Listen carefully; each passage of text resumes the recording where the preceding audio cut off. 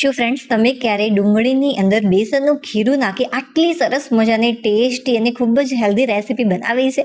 ને એકવાર ચોક્કસથી બનાવજો. મારા હસબન્ડ તો બધી જ રેસીપી ખાઈ જવાના હતા. મેં એમને કહ્યું કે થોડી રેસીપી બચાવીને રાખો, બાકીનાને પણ ખાવાની છે આ રેસીપી. ખરેખર ફ્રેન્ડ્સ, ખૂબ જ ટેસ્ટી બનીને તૈયાર થાય છે. તમારે રોટલી બનાવવાની પણ જરૂરિયાત નહીં રહે. આ શાક નથી, ચિંતા નહીં કરો.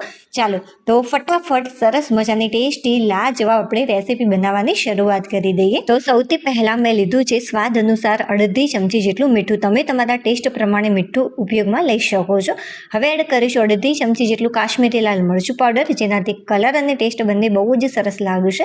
બહુ જ ઓછા પ્રમાણમાં હળદર લીધી છે 5 ચમચી જેટલી. ત્યારબાદ એક મોટી ચમચી ભરીને ધાણા પાવડર એડ કર્યો છે. ધાણા પાવડર વગર પણ તમે રેસીપી તૈયાર કરી શકો છો. અડધી ચમચી જેટલું જીરું, 5 ચમચી જેટલો હાથી મસળીને અજમો એડ કર્યો છે, જેનાથી ફ્લેવર બહુ જ સરસ આવતી હોય છે. હવે થોડી કોથમીર એડ કરીશું 2 થી 3 મોટી ચમચી ભરીને. હવે એક મોટી ચમચી ભરીને ખાંડ એડ કરીશું. દળેલી ખાંડનો ઉપયોગ કર્યો છે, જેનાથી ખરેખર બહુ જ સરસ ટેસ્ટ આવતો હોય છે. તમે થોડુંક લીંબુ અને ખાંડ એડ કરશો તો ખરેખર ખાવાની મોજે મોજ પડી જશે. તો 1 ચમચી જેટલી દળેલી ખાંડ અને 1 થી 1.5 ચમચી જેટલો મેં લીંબુનો રસ આની અંદર ઉમેર્યો છે. હવે સારી રીતે બધા જ મસાલા એકવાર મિક્સ કરી લેવાના છે અને ત્યારબાદ મેં 1 વાટકી ભરીને લીધું છે પાણી. તો આપણે થોડું પાણી અત્યારે એડ કરીશું. સારી રીતે ફરીથી એકવાર મિક્સ કરી લેવાનું. તો ફ્રેન્ડ્સ, ફાઇનલી સરસ મજાનો ચટાકેદાર મસાલો તૈયાર છે. હવે જે વાટકીની મદદથી તમે પાણી ઉપયોગમાં લેવાના હોય, બસ એ જ વાટકીની મદદથી તમારે એડ કરવાનો છે ચણાનો લોટ. તો અત્યારે મેં 1 વાટકી ભરીને લીધો છે ચણાનો લોટ. હવે તેની સામે તમારે કેટલા પાણીનો ઉપયોગ કરવાનો છે ધ્યાનથી જોઈ લેજો, કે જેથી પહેલી વારમાં એકદમ પરફેક્ટ આ રેસીપી બંને તૈયાર થાય. પાતળું બિલકુલ પણ આપણે ખીરું તૈયાર નથી કરવાનું. બને ત્યાં સુધી તમારે ઘટ રાખવાનું. ને હા, એકી સાથે બહુ જ બધું પાણી ઉમેરવાનું નહીં તો ગાંઠો પડી જશે અને એને દૂર કરવામાં ટાઈમ લાગી જશે. તો બસ આ રીતે આપણે થોડું થોડું કરીને પાણી એડ કરતા જઈશું અને આ રીતે મિક્સ કરતા જઈશું. આની અંદર કેટલા પાણીનો મેં ઉપયોગ કર્યો છે એ હું તમને લાસ્ટમાં કહીશ. જો આ ટાઈપનું ઘટ બેટર એકદમ પરફેક્ટ છે. હવે આપણે આ રીતે ચમચીની મદદથી થોડું પ્રેસ કરીશું, કે જેથી જે વધારાની થોડી ઘણી ગાંઠો છે દૂર થઈ જાય. જો થોડી ઘણી ગાંઠો રહી જશે તો એનાથી કંઈ જ ફરક નહીં પડે. જો પહેલા કરતાં સરસ મજાનો બેટર સ્મૂથ થઈ ગયો છે અને જે આની થિકનેસ છે એકદમ પરફેક્ટ છે. જો આના કરતાં થોડું ઘટ હશે તો ચાલશે, બટ હા, બિલકુલ પણ પાતળું નહીં રાખવાનું. ચાલો હવે સરસ મજાની રેસીપી અંદરથી સ્મૂથ બને એ માટે આપણે એડ કરીશું આની અંદર થોડુંક તેલ. 1 થી 1.5 ચમચી જેટલું. તમે તેલ વગર પણ આ રેસીપી તૈયાર કરી શકો છો, મતલબ કે આની અંદર તેલ એડ નહીં કરો તો પણ ચાલશે. તેલની જગ્યાએ તમે ઘીનો પણ ઉપયોગ કરી શકો છો. જો આ રેસીપી બનાવવા માટે અડધી વાટકી જેટલા પાણીનો ઉપયોગ થયો છે. જો 1 વાટકી જેટલો ચણાનો લોટ હોય તો અડધી વાટકી જેટલું પાણી ઇનફ છે. હવે મિક્સર જારની અંદર અડધી ચમચી જેટલું કાશ્મીરી લાલ મરચું પાવડર એડ કર્યું છે. 5 ચમચી જેટલું આપણે મીઠું એડ કરીશું. સારી એવી સ્ટ્રોંગ ફ્લેવર આવે એ માટે 4 કળી લસણની અને એટલા જ પ્રમાણમાં મેં આદુના ટુકડા લીધા છે. આનાથી ખરેખર રેસીપીમાં બહુ જ સરસ સારી એવી સ્ટ્રોંગ ફ્લેવર આવશે.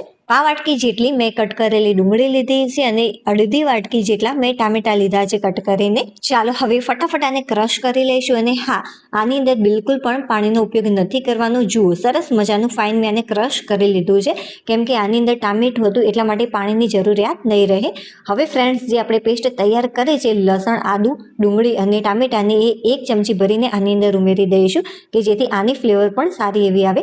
1 થી 2 ચમચી જેટલી આ પેસ્ટ તમે આની અંદર ઉમેરી શકો છો. હવે ફ્રેન્ડ્સ, મેં લીધી છે સારા પ્રમાણમાં ઊભા ટુકડાઓમાં કટ કરેલી ડુંગળી. તમે જોઈ શકો છો આ સાઈઝની તમારે ડુંગળીને કટ કરી લેવાની છે. આના કરતાં થોડાક મોટા ટુકડા હશે તો પણ ચાલશે. હવે લઈ લઈશું એક નોનસ્ટિક પેન. નોનસ્ટિક પેનની અંદર 3 થી 4 ચમચી જેટલું તેલ એડ કરીશું. જો તેલ તમે ઓછું પસંદ કરતા હોય તો ઓછું પણ એડ કરી શકો છો. હવે 3 થી 4 ચમચી જેટલી ઝીણી ચોપ કરેલી ડુંગળી અને આ વાટકી જેટલું ઝીણું ચોપ કરેલું કેપ્સિકમ ઉમેર્યું છે. જો કેપ્સિકમ ન હોય ઘરમાં તો આના વગર પણ તમે તૈયાર કરી શકો છો. કેપ્સિકમ અને ડુંગળી એડ કર્યા બાદ જ મેં ગેસ ચાલુ કર્યો છે. બિલકુલ પણ તેલને પહેલા ગરમ નહોતું કરી દીધું. જો તમે આ પ્રોસેસથી કરશો ગેસ ચાલુ કર્યા વગર, શરૂઆતમાં તમારે તેલ, ડુંગળી અને કેપ્સિકમ ઉમેરી દેવાનું છે અને ત્યારબાદ ગેસ આપણે મીડિયમ કરી દઈશું અને મીડિયમ ફ્લેમ ઉપર સતત તમારે આ રીતે આને મિક્સ કરવાનું. જુઓ, સરસ મજાની ડુંગળી 50% કૂક થઈ ગઈ છે. આ રીતે તેલમાં સંતળાવાથી જેનો ટેસ્ટ છે બહુ જ સરસ લાગતો હોય છે. હવે જે આપણે પ્યુરી તૈયાર કરીને રાખી હતી એ બધી જ પ્યુરી આની અંદર ઉમેરી દઈશું. હવે આને પણ સારી રીતે એકવાર મિક્સ કરી લઈશું. અને હા ફ્રેન્ડ્સ, એક વિડીયો બનાવવામાં ખરેખર બહુ જ મહેનત લાગતી હોય છે. થોડીક પણ રેસીપી તમને યુનિક લાગી રહી હોય, પસંદ આવી રહી હોય તો પ્લીઝ વિડીયોને લાઈક કરી દેજો. ચેનલ પર નવા હોય તો ચેનલને સબસ્ક્રાઇબ કરવાનું બિલકુલ પણ ભૂલતા નહીં. આપણે આ રેસીપી ઘરના મસાલાથી જ બનાવીશું, છતાં પણ ટેસ્ટી બનશે. તો સૌથી પહેલાં સ્વાદ અનુસાર મીઠું ઉમેર્યું છે. 1 ચમચી જેટલું ધાણા પાવડર એડ કરીશું. ધાણા પાવડર ન હોય તો આના વગર પણ તૈયાર કરી શકાય છે. હવે કાશ્મીરી લાલ મરચું પાવડર એડ કરીશું 1 મોટી ચમચી ભરીને, કે જેનાથી કલર અને ટેસ્ટ બંને બહુ જ સરસ લાગશે. અડધી ચમચી કરતાં ઓછી અને 5 ચમચી કરતાં થોડીક વધારે હળદર લીધી છે. હવે બસ સારી રીતે એકવાર આને મિક્સ કરી લેવાનું. જે રેસીપી અત્યારે તૈયાર કરી રહ્યા છે ફ્રેન્ડ્સ, એ તમે 3 રીતે ખાઈ શકો છો. કઈ 3 રીત એ હું તમને લાસ્ટમાં કહીશ. ગેસની ફ્લેમ એકદમ ધીમી કરી અને ઢાંકણ ઢાંકી દઈશું. તેલ છૂટું પડે ત્યાં સુધી જુઓ. ફક્ત 1 મિનિટની અંદર સરસ મજાનું તેલ છૂટું પડી ગયું છે. એકવાર આને મિક્સ કરી લઈશું. રેસીપીમાં સરસ મજાનો એકદમ ક્રીમી ટેસ્ટ આવે એ માટે આપણે આની અંદર ઉમેરીશું મલાઈ. જે ઘરની મલાઈ હોય છે દૂધ ઉપરની, બસ એનો જ મેં અત્યારે ઉપયોગ કર્યો છે. મલાઈની જગ્યાએ તમે દહીંનો પણ ઉપયોગ કરી શકો છો, બટ હા, દહીં ખાટું બિલકુલ પણ નથી લેવાનું. એકદમ મોડું દહીં હોય તો તમે ઉપયોગમાં ચોક્કસ લઈ શકો છો, બટ થોડું ઘણું ખાટું હોય તો બિલકુલ પણ નહીં લેતા. નહીં તો આ જે રેસીપી છે વધારે પડતી ખાટી થઈ જશે, કેમ કે આપણે ટામેટાનો પણ ઉપયોગ કર્યો છે અને લીંબુના રસનો. એટલા માટે તો 1.5 ચમચી જેટલી મેં મલાઈ ઉમેરી છે. હવે સારી રીતે એકવાર આને મિક્સ કરી લઈશું. આનાથી ખરેખર બહુ જ સરસ ટેસ્ટ આવતો હોય છે. જો મલાઈ ન હોય તો આના વગર પણ તૈયાર કરી શકાય છે, બટ હોય તો ચોક્કસથી ઉમેરજો. હવે આપણે એડ કરીશું આની અંદર એક મોટો ગ્લાસ ભરીને પાણી. તમે પાણી આના કરતાં પણ થોડુંક વધારે એડ કરશો તો ચાલશે, બટ ઓછું બિલકુલ પણ એડ નહીં કરતા. જો એક મોટા ગ્લાસનો અહીંયા મેં ઉપયોગ કર્યો છે. ડુંગળી ટામેટાને જે મિક્સર જારની અંદર આપણે ક્રશ કરીને રાખ્યા હતા એની અંદર પાવ વાટકી જેટલું મેં પાણી ઉમેર્યું અને આની અંદર ઉમેરી દીધું છે, કે જેથી બિલકુલ પણ વેસ્ટ ન જાય.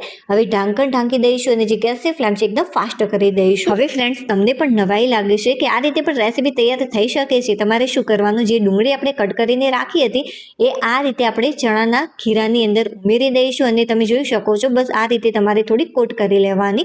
જો તમે મોટા ટુકડા રાખ્યા હોય તો પણ ચાલશે અને આ રીતે નાના ટુકડા હશે તો પણ ચાલશે. જુઓ, આ ટાઈપનું બેટર થવું જોઈએ, ગોટા જેવું. લાસ્ટમાં ફ્રેન્ડ્સ, જ્યારે રેસીપી બને ત્યારે આનું ઓરિજિનલ રિઝલ્ટ જોજો સૂર્યપ્રકાશમાં. ખરેખર તમને એમ થશે કે આ રીતે પણ રેસીપી તૈયાર થઈ શકે છે.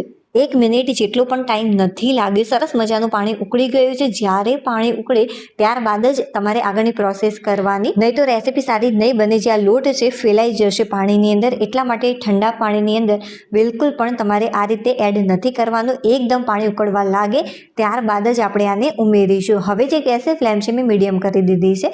બહુ ફાસ્ટ પણ નહીં અને બહુ સ્લો પણ નહીં, અને હા, સ્લો બિલકુલ પણ નથી રાખવાની.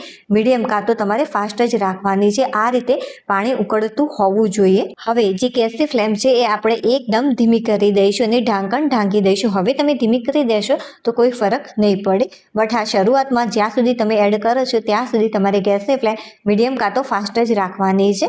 બધી જ ડુંગળી કે બધું જ ખીરું મેં આની અંદર ઉમેર્યું નથી, થોડાક પ્રમાણમાં જ એડ કર્યું છે. અને જે બાકીનું ખીરું અને ડુંગળી વધી છે એના હું સરસ મજાના ગોટા તૈયાર કરી લઈશ. ઢાંકણ ઢાંકી ધીમા તાપે જે પાણીનો ભાગ છે થોડોક બળી જાય ત્યાં સુધી મેં આને કૂક કર્યું છે. જુઓ, સરસ મજાનો કૂક થઈ ગયું છે અને ઝડપથી આ કૂક પણ થઈ જશે.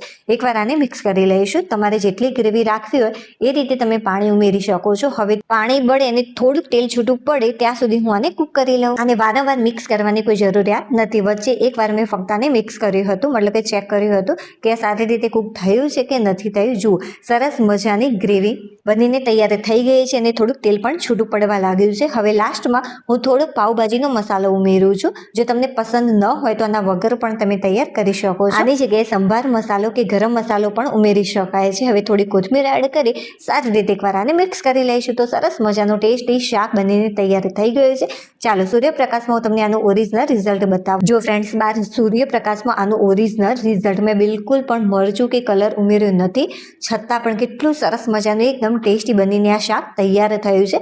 ચાલો ભાઈ, આને સર્વ કરી લો અને ફટાફટ આનો ટેસ્ટ કરી તમને સાચી માહિતી આપો કે મને આ રેસીપી કેવી લાગી. તમે આ રેસીપી 3 રીતે ખાઈ શકો છો. રોટલી સાથે પણ ખાઈ શકાય છે. તમે ઉપરથી થોડીક ડુંગળી સેવ એડ કરીને ખાશો તો પણ તમને ખાવાની મોજ પડી જશે. અને હા, ભાત સાથે આ રેસીપી બહુ જ સરસ લાગતી હોય છે. ચાલો ટેસ્ટ કરી લો. વાવ, ખરેખર સુપર બનીને તૈયાર થઈ છે. ચાલો, હવે આપણે ફરીથી મળીશું એક નવી ટેસ્ટ અને હેલ્ધી રેસીપી સાથે. ત્યાં સુધી બાય.